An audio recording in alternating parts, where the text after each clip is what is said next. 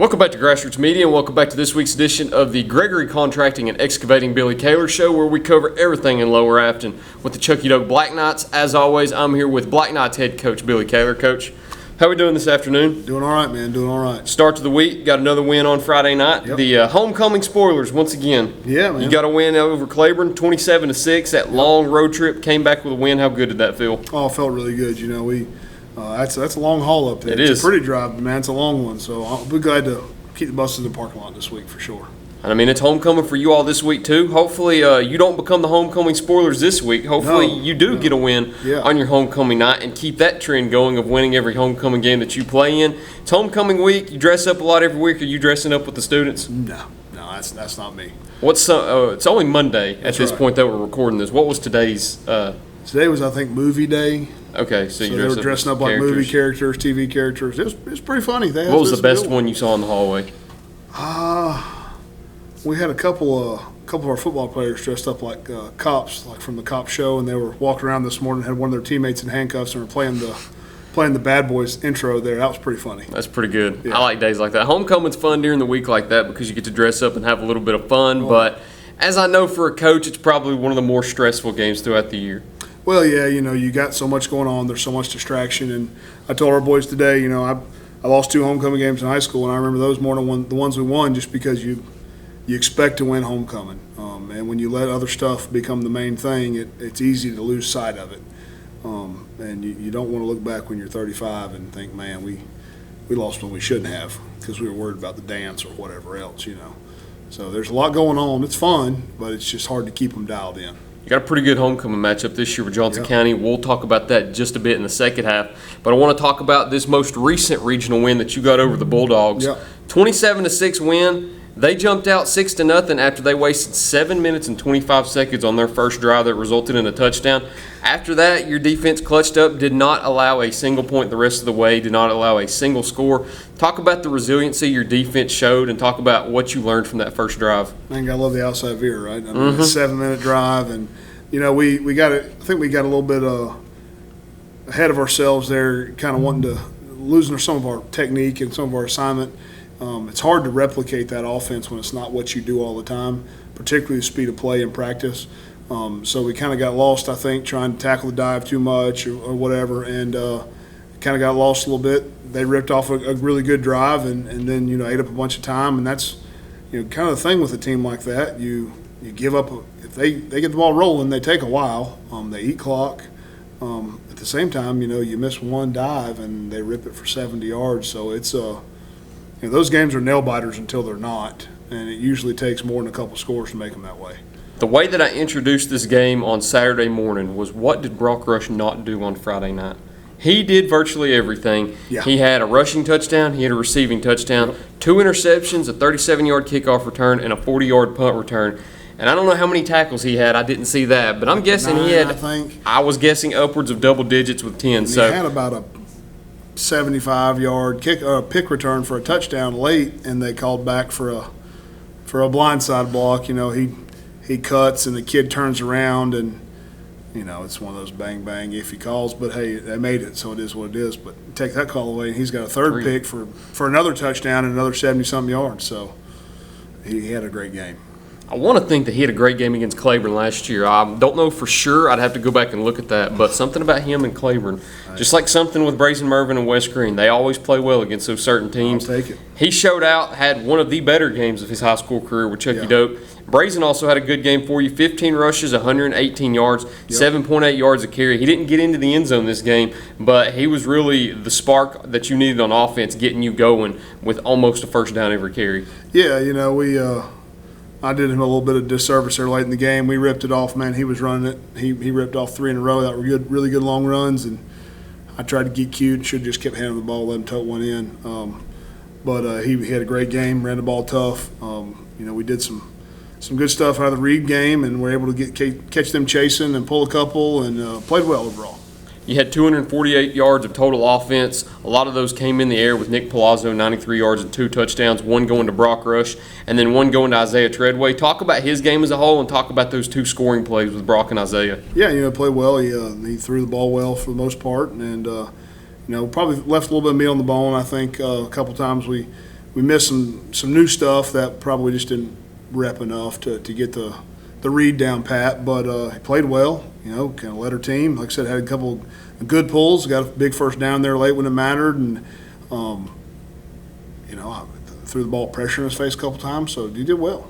The defense outside of that one score did not allow a single scoring play the rest of the game, and also forced 5 turnovers. Yeah. What was working right on defense for you, and what were some of the things that you scouted that you were able to pick apart on offense? Well, you play a team like that, it's just so much about being disciplined and playing your technique. And early in the game, that big drive they had, we're doing a great job of keeping those tackles off our linebackers, and then all of a sudden it makes it hard to tackle the dive. And as we dialed in, we started really being a little more physical at defensive end, keeping those tackles off our linebackers with a free run, and it allows you to kind of dial in and make sure you're tackling the dive, tackling the quarterback, tackling the pitch, and that's kind of what you got to do. Take us through each of those turnovers also, and take us through what each kid did special to be able to force that turnover. Well, it started with Hayden Roper getting the strip there and taking it all the way back. It looked like a good tackle, and then all of a sudden he pops out the backside with the ball, and you're like, oh my goodness, you didn't even see it happen. So that was awesome. And then Brock's got great football awareness. He plays back there. Dom Atchison makes a big interception there late. Plays the ball in the air well, goes up and makes a really athletic interception. He's going to be a really good football player. He's grown up a lot this year, so I'm really proud of him. So it was just an impressive effort overall. And then you get another regional victory, too. That's something we talked about last week, needing to get one more to put yourself in a position to play for the conference championship at the end of the season. You got that second one over Claiborne now. Looking for a third one this week. Got Johnson County on the schedule. It's homecoming week for Chucky Doak. Always a fun week. And it's a bit of a rivalry game now with Johnson County. I wouldn't say it's really a rivalry game, but the past few years, there's been a little bit of bad blood involved. I know Johnson County was the conference champions, I believe, 2 to 3 years ago, and I know Chucky Doak's been the conference champion last year. So it's a battle of 2 of the top dogs throughout the conference. We'll go ahead and preview that in the second part, but we need to go ahead and get a few commercials on the screen. So we'll be right back after these messages here on Grassroots Media. At Corner Pond, the friendly and knowledgeable staff has the experience necessary to help you out regardless the need. Have an item of value you'd like to pawn or sell? Corner Pond can help. They pawn numerous items of value, including firearms, tools, ammunition, silver, coins, and much more. When you walk through their doors, you'll find well-stocked shelves full of electronics, gaming systems, fishing and hunting equipment, car audio and accessories. And don't forget about the room full of guitars and basses and amplifiers, or their outside lawn and garden equipment. Corner Pond is a case knife dealer and carries numerous used knives as well. Stop by and let the friendly staff at Corner Pond help you today at 432 East Bernard Avenue, Greenville, Tennessee. Pizza Inn offers contactless buffet to go with JoJo's Family Feast or anything on our menu for carryout. We also honor birthday parties and cater to businesses and large events. We make it easy. Call us today. Pizza Inn Greenville. Welcome back to Grassroots Media. Welcome back to this week's edition of the Gregory Contracting and Excavating Billy Kaylor Show, where we cover everything on the black hole with the Chucky Doak Black Knights. As always, I'm here with Black Knights head coach Billy Kaylor. So you've got the Longhorns this week. Got them at home. Thankfully, you probably don't know about how far of a trip that is yet, but you don't have to take it just yet. I've heard. Yeah, it's probably the furthest trip that you would make. Definitely the furthest one in conference. You don't have to worry about that this year. They're coming to play on the Black Hole on homecoming night for Chucky Doak. What do you expect in that matchup Friday night? No, they're a good football team. They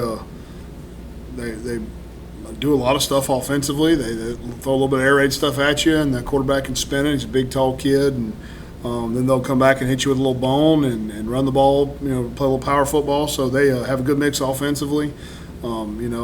Defensively, they've shown some variation, but they're sound. I think they want to just be sound and play good football, and they do. So I think it'll be a good matchup for us.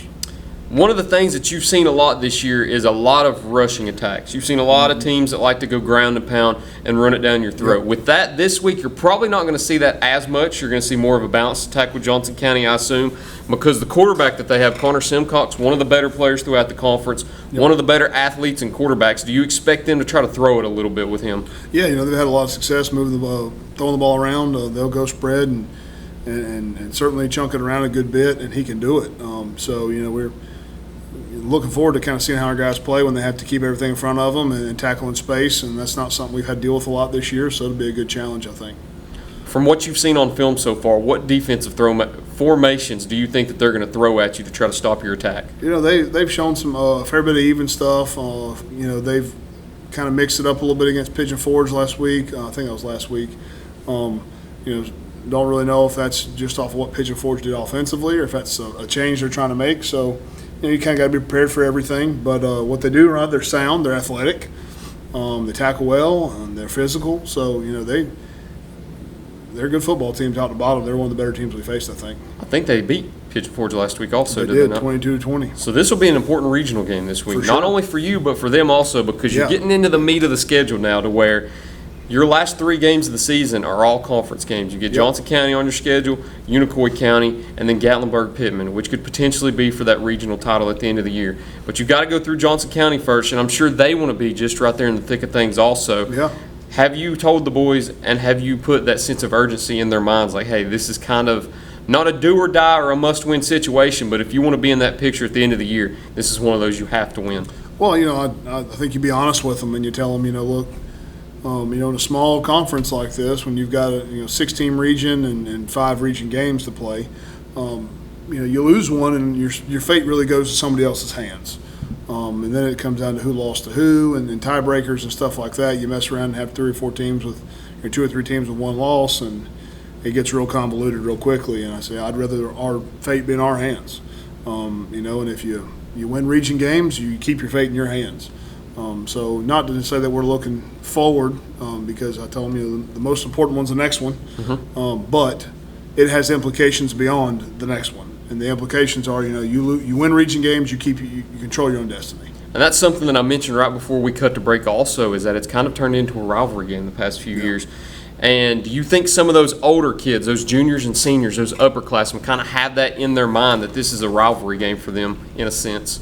Yeah, I think so. And I think they know, you tell them all summer, you practice and work when it's hot to play when it's cold, and it's starting to, the weather's starting to turn a little bit, leaves are going, it's getting to that time where, they all matter, but as you approach the cool weather, it's starting to get toward playoff time and they matter a little bit more. So, the kids understand that, I think, and this group of seniors had a lot of success, so they know some of that, and intensity kind of picks up and a little more business-like attitude, and I'm excited to see, how they respond to, it's always adversity to go on the road and be somebody else's homecoming, but there's a fair bit of adversity with it being your homecoming because of all the distractions. So I'm excited to see how they handle that on Friday night. Speaking of the weather, it felt good last week. We did it on the field last week. Great. We come in here today, it's a little hotter this week. It's still in the 80s. Yeah, in the 80s, and then I think Saturday the low's like 39 or something crazy. I know. I saw last night the high was like 66. I think I saw on Saturday. And then Halloween it'll be 85 or something. You're crazy probably right. That's the South for you, right? Thanksgiving, and it'll probably be 70 outside. Well, I'd be okay. This is one of my favorite years to where we don't have to travel to Johnson County any. I think they come down here to play you. They come to play West Green, or I don't think either of the other two played them this year, but last year was one of those where I think every Greene County team had to go up to Johnson County last year. It's a long haul, man. So this is a fortunate year to where we don't have to go up there at all. Yeah. I'm glad that they have to come down here and play you, and I'm sure you're glad that you don't have to load up on the bus and travel up there after playing 3 straight road games. Man, I'm tired of getting on the bus. I'll tell you that. I'd say so. No, I don't think any coach ever enjoys riding the bus, but when you do it 3 weeks in a row, and none of them a short trip, really. And some of them were a little longer than they should have been with rod runs going on. That's right. It's nice to be able to run it at home one time. So you get another home game. It's homecoming night. It's going to be a special night in Lower Afton. What are the 3 keys that you need to carry out in order to get a win and send the home crowd home happy? Yeah, we got to be sound defensively, keep them in front of us and tackle well. Those things are big. Sound in the kicking game. We have improved some of the kicking game over the last few weeks. Marco kicked the ball really well Friday night. A couple of touchbacks. Don't give up any cheap points in the kicking game. Hold them on their 2-point conversions, and then offensively we got to command the line of scrimmage. We got to bend them to our will a little bit. I think if we can control the line of scrimmage and force their hand defensively, we got a chance. All right, it'll be one of the better games throughout the county this week, so if you have the opportunity and you're a Chuckey Doak supporter or a Chuckey Doak fan, or even if you're not and you want to see a good football game, come down to Lower Afton this Friday night, 7:30 kickoff time with homecoming festivities starting prior to kickoff around 7 o'clock. Until next time, though, Coach, Appreciate you sitting down with me. Thank you. Always a pleasure to come down here to Chucky Dope. Thank you all for watching this week's edition of the Gregory Contracting and Excavating Billy Kaylor Show. Look forward to seeing you next time here on Grassroots Media.